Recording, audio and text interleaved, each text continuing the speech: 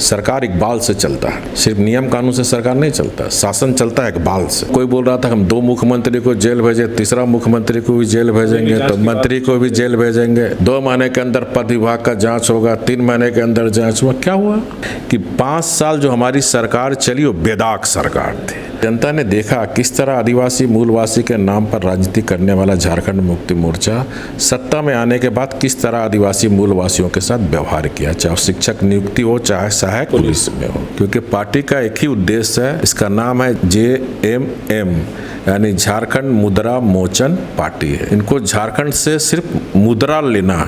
हम सब ने देखा इस सरकार कितनी विफल सरकार है कि एक हिंद पीढ़ी मोहल्ला इसे नहीं संभला। नमस्कार, सोशल संवाद में स्वागत है। मैं शशि भूषण और आज हमारे साथ बीजेपी के राष्ट्रीय उपाध्यक्ष श्री रघुवर दास जी हैं और ये पहले ऐसे मुख्यमंत्री हैं जो झारखंड बनने के बाद उन्होंने 5 साल का अपना टेन्योर पूरा किया। कई सारे ऐसे फैसले लिए, कड़े फैसले लिए, अपने फैसलों के लिए जाने जाते हैं। आज लेकिन हम बात करेंगे वर्तमान सरकार को लेकर और क्या कुछ झारखंड में हो रहा उस पर बात करेंगे। सबसे पहले बातचीत करने के लिए आपका स्वागत है। धन्यवाद। सबसे पहले सवाल ये है कि जो वर्तमान परिस्थिति है और 9 महीने की सरकार चल चुकी है, इसमें कोरोना संकट काल है, जो फैसले वर्तमान सरकार ने लिए उसको आप कैसे देखते हैं? 9 महीने के कार्यकाल को हम देखें कि 9 महीने में सबसे ज़्यादा इस राज्य में किसी को हानि हुई है तो है आदिवासी मूलवासी झारखंड वासियों को। क्योंकि हमारी सरकार बनने के बाद जो स्थानीय नीति परिभाषित नहीं हुई थी, इसके नाम पर भी झारखंड मुक्ति मोर्चा अलग राज्य के बाद से राजनीति ही करती रही। मुख्यमंत्री बने, मंत्री बने, कमेटी में स्वयं थे स्थानीय नीति बनाने में, लेकिन उन्होंने स्थानीय नीति नहीं बनाई क्योंकि उनकी मंशा ही नहीं थी कि स्थानीय नीति हम बने, झारखंड के जो आदिवासी मूलवासी के लोगों को सरकारी रोजगार मिले। हमारी सरकार बनने के बाद क्योंकि सरकारी स्कूल में टीचर नहीं थे, जिससे हमारे झारखंड के बच्चे बच्चियां शिक्षा से प्रभावित हो रहे थे, हमने स्थानीय नीति में जो शेड्यूल एरिया 5वीं अनुसूची के अंतर्गत जो जिले पड़ते हैं, 10 साल के लिए हमने आदिवासी मूलवासी और झारखंड वासियों के हित को ध्यान में रखकर 3rd grade and 4th grade में आरक्षित करने का काम किया और इसमें हजारों शिक्षक आदिवासी मूलवासी को नौकरी मिलने का काम किया।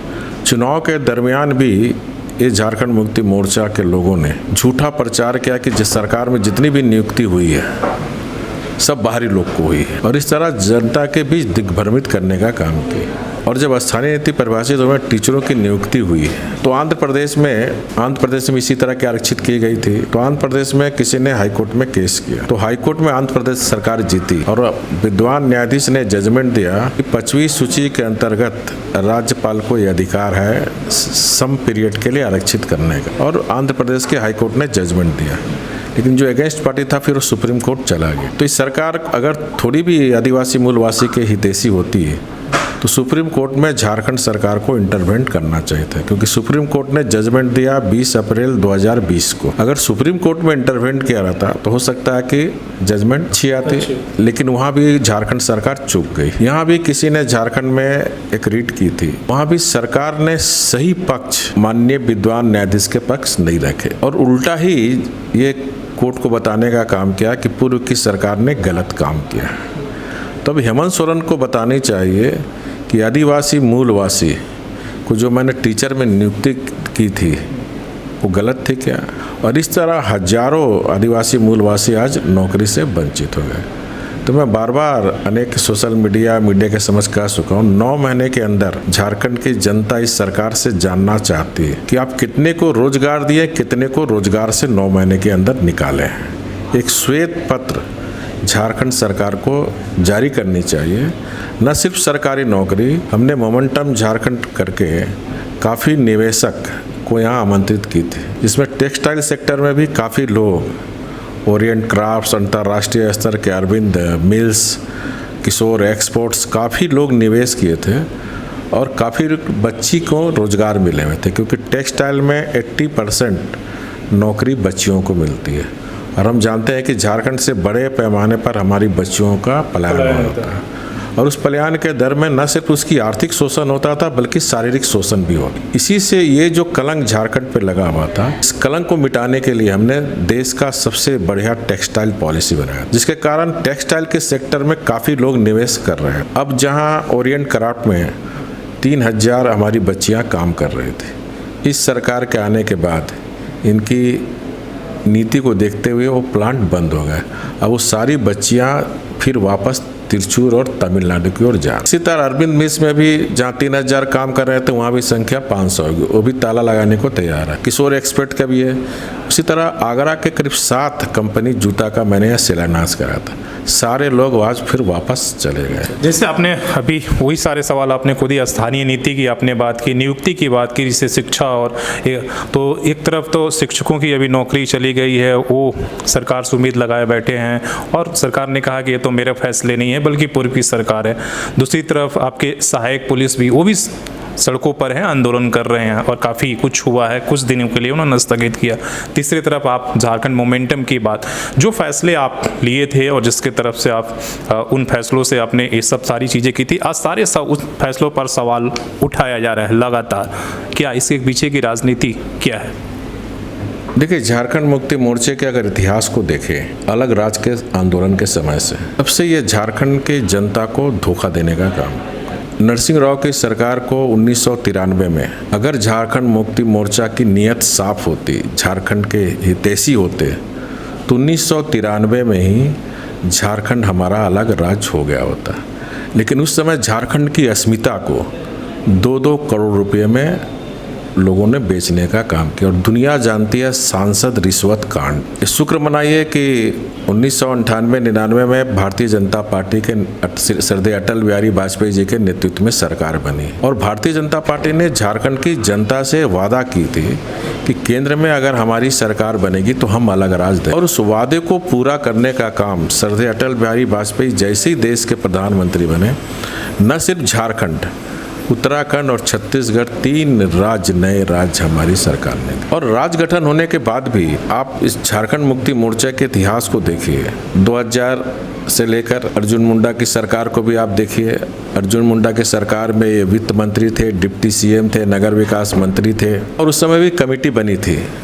उस सुदेश महतो जी, हेमंत सोरेन जी और एक माननीय सदस्य थे। कमेटी ने कोई रिपोर्ट नहीं दी और उसके बाद अर्जुन मुंडा की सरकार को कि स्थानीय नीति अर्जुन मुंडा की सरकार नहीं बनाई, उसी पर सरकार गिरा दी और अपने नेतृत्व में कांग्रेस आरजेडी के साथ मिलकर 14 महीने की सरकार चलाई। उस 14 महीने में भी फिर हेमंत सोरेन जी ने कमेटी बनाई, वो कमेटी भी 14 महीने में कोई रिपोर्ट नहीं दी। इससे साफ नियत साफ होती है कि झारखंड मुक्ति मोर्चा ये झारखंड से जितना जल्द हो मुक्त होना चाहिए, क्योंकि पार्टी का एक ही उद्देश्य है, इसका नाम है JMM, यानी झारखंड मुद्रा मोचन पार्टी है। ये इनको झारखंड से सिर्फ मुद्रा लेना, पैसा कमाना है सिर्फ उद्देश्य है। ये झारखंड मुक्ति मोर्चा का चरित्र है। बात सरकार ये कर रही है कि जो फैसले आप लिए थे, जिसकी आपने खुद ही, उन सारी चीज़ों को हम जांच करेंगे, उस पर क्या रिएक्शन रहेगा? देखिए, सरकार उसकी है, मैं बार बार इस बात को कह चुका हूँ, हमारी सरकार एक खुली किताब है और 9 महीने बीत जाने के बाद भी JMM या कुछ स्वार्थी विरोधी पक्ष के लोग जो चुनाव के समय व्यक्तिगत चरित्र हनन करने का काम किए और कोई बोल रहा था हम 2 मुख्यमंत्री को जेल भेजे, तीसरा मुख्यमंत्री को भी जेल भेजेंगे, तो मंत्री को भी जेल भेजेंगे। 9 महीने तक ये लोग को सरकार में 2 महीने के अंदर पद विभाग का जांच होगा, 3 महीने के अंदर जांच हुआ, क्या हुआ? 9 महीने तक हमारी सरकार की कोई ऐसी काम नहीं की थी जिसको ये लोग पकड़ पाए। और ये सिद्ध करता है कि 2005 का मेनहट मामला फिर से अभी ACB से जांच कराना, ये सिद्ध करता है कि 5 साल जो हमारी सरकार चली वो बेदाग सरकार थी, भ्रष्टाचार मुक्त सरकार थी। तो अपनी चेहरा बचाने के लिए जो झूठ फैलाए थे कि तीसरा मुख्यमंत्री भी जेल जाएगा, तो चेहरा बचाने के लिए मेनहट जो मुद्दा 2005 से चल रहे थे, जिसमें कमेटी, विधानसभा कमेटी जांच की, अर्जुन मुंडा मुख्यमंत्री थे, हेमंत सोरेन डिप्टी सीएम थे, नगर विकास मंत्री थे। मेरे समय 1 रुपया पैसा नहीं लिया गया। पैसा देने वाला हेमंत सोरेन जी है। अगर कोई कंसल्टेंसी में गलत था तो उसको रद्द कर देना चाहिए था। अगर कंसल्टेंसी में बहाली में कोई गलत था तो उस समय हेमंत सोरेन जी को नगर विकास मंत्री थे, रद्द कर देना चाहिए था। क्यों पैसा दिया उसने? इसीलिए मैं जब जांच का मैं स्वागत करता हूँ। इस तरह ये खाली अपनी चेहरा बचाए कि जो बड़ी बड़ी बातें झूठ जो फैलाए थे, चरित्र हनन किए थे, तो झारखंड की जनता ये जो दुष्प्रचार के कारण जो जनता के बीच गलतफहमियां पैदा हुई थी उससे जनता निकल गई। और जनता महसूस कर रही है कि हमसे गलती हो गई। ये वास्तविकता पूरी किसी क्षेत्र में आप चले जाइए, जनता बोल रही है गलत हो गया हमसे। एक लास्ट इस सवाल के भी, दुर्गा पूजा का समय है, जिस तरीके से कोलकाता के बाद जमशेदपुर में बड़ी धूमधाम से मनाई जाती, सरकार ने गाइडलाइंस जारी किया जिसको लेकर काफ़ी लोग एतराज़ जता रहे हैं कि भैया इतने नियम निर्देश के अनुसार हम कैसे। नहीं, देखिए, कोरोना महामारी एक वैश्विक महामारी है। अगर ये सरकार अच्छी ढंग से काम करती तो कोरोना आज झारखंड में 0 होता। तो ये गाइडलाइन आज पूजा में जारी करने की ज़रूरत नहीं पड़ती। हम सब ने देखा इस सरकार कितनी विफल सरकार है कि एक हिंद पीढ़ी मोहल्ला इसे नहीं संभला। हिंद पीढ़ी पे क्यों नहीं कड़ाई की? आज जो पूजा पे आप इतनी बंदिश लगा रहे हैं, लाउड स्पीकर नहीं लगाना है, इतनी बंदिश क्यों? वो कड़ाई आपने कुछ नहीं क्यों नहीं हिंद पीढ़ी में की? लेकिन हम झारखंड के लोग, पूजा कमेटी के लोग कोरोना महामारी को भी अच्छी तरह जानते हैं। तो यहाँ झारखंड की जनता स्वेच्छा से ही पूजा कमेटी के गाइडलाइन को फॉलो करते हुए हम पूजा मनाएंगे। राज्य के अंदर बसें चल रही है लेकिन बाहर की बसें नहीं चल रही है। ट्रेनों का भी झारखंड से परिचालन का परमिशन नहीं मिल रहा, जबकि बाहर की ट्रेनें आ रही हैं और इसलिए कि ये सब राज्य सरकार को परमिशन देना है। देखिए, इच्छा शक्ति के अभाव इस राज्य सरकार इकबाल से चलता है। सिर्फ नियम कानून से सरकार नहीं चलता, शासन चलता है इकबाल से। तो इस सरकार के पास इकबाल नहीं है, फैसले लेने की मतलब हिम्मत नहीं है, इच्छा शक्ति की कमी है और एक कमज़ोर सरकार, और कमज़ोर सरकार कभी भी राज्य का विकास नहीं कर सकती। राष्ट्रीय उपाध्यक्ष बने हैं और आपके पहले बनने के बाद जो है उपचुनाव हो रहे हैं झारखंड में, जिम्मेदारी ज़्यादा हुई, क्या रहेगा बीजेपी का? देखिए, दोनों विधानसभा चुनाव राज्य को एक राजनीतिक नई दिशा देगी, क्योंकि दोनों चुनाव बहुत ही महत्वपूर्ण चुनाव हैं, खासकर जो कांग्रेस जेएमएम आरजेडी गठबंधन को, क्योंकि एक सीट राज्य का मुख्यमंत्री का विधानसभा सीट है, दूसरा सीट कांग्रेस के बहुत वरिष्ठ नेता है राजेंद्र बाबू जो वर्षों से वहाँ चुनाव लड़ते थे, उसकी सीट।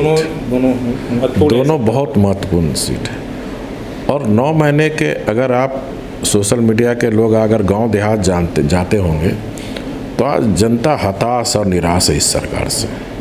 और ये दोनों उपचुनाव में जनता इस हताश और निराश सरकार को ठोकर देने का काम करेंगे कि सुधरो आप। और ये दोनों सीट भारतीय जनता पार्टी के उम्मीदवार जीतेंगे, और दुमका और बेरमो, क्योंकि दोनों में हमारा आदिवासी मूलवासी की संख्या ज़्यादा है।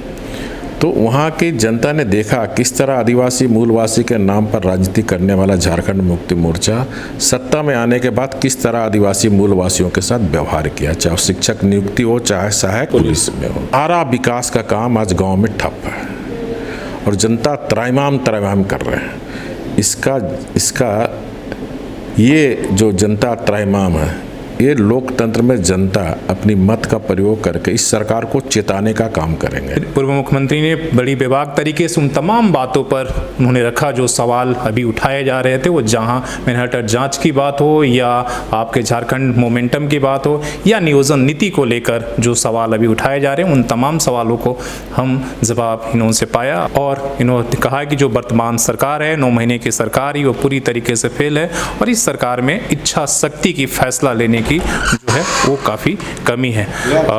और उस चुनाव में बीजेपी की विजय होगा, ये आने वाला वक्त बताएगा। अपने सहयोगी CS राममूर्ति के साथ मैं शशि भूषण, सोशल संवाद, झारखंड।